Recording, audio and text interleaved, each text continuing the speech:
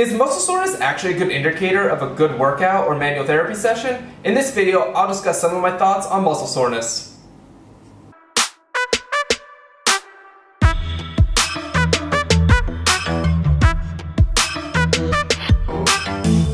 I wanted to make a quick video on muscle soreness. So typically when we gauge the effectiveness of either a workout, or maybe it's a massage or some self-myofascial release with a lacrosse ball or a foam roller, we gauge the effectiveness on how sore we are afterwards. The more sore, the better the workout or the better the soft tissue work that we had performed.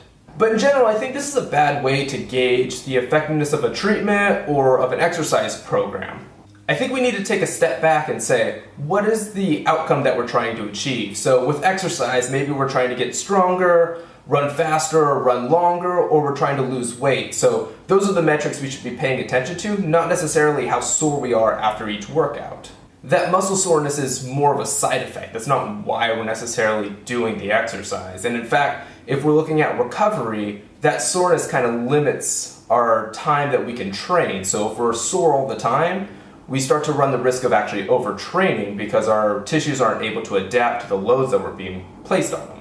From a soft tissue, manual therapy, self-myofascial release standpoint, more is not necessarily better. So the reason why we're doing manual therapy is not to make our muscles sore, but we're trying to either improve range of motion or decrease pain. So again, those are the metrics that we should be paying attention to. So if we're doing soft tissue work in the shoulder, we want to say, well, how is my range of motion in my shoulder after it, not how sore did I make my rhomboids or posterior rotator cuff or something like that.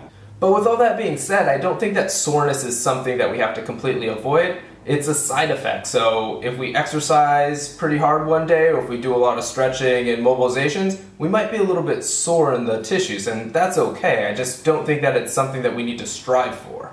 After all, we can all design exercises to make us sore. We could just do 4 hours worth of burpees or 4 hours worth of push-ups, and that'll make our muscles sore, and we'll certainly feel it the next day. But that doesn't mean that we're any closer to achieving whatever we want to achieve. Same thing with soft tissue work. We can use a barbell or a kettlebell to really put a lot of pressure on the tissues to try to break up that scar tissue or whatever we're trying to achieve, but that's not going to necessarily increase our range of motion or decrease the pain.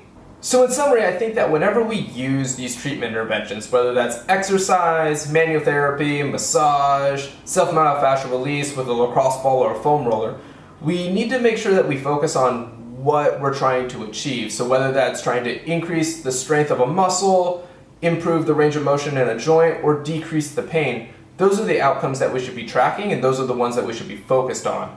Not focused on just trying to create muscle soreness, which is more of a side effect of those treatments.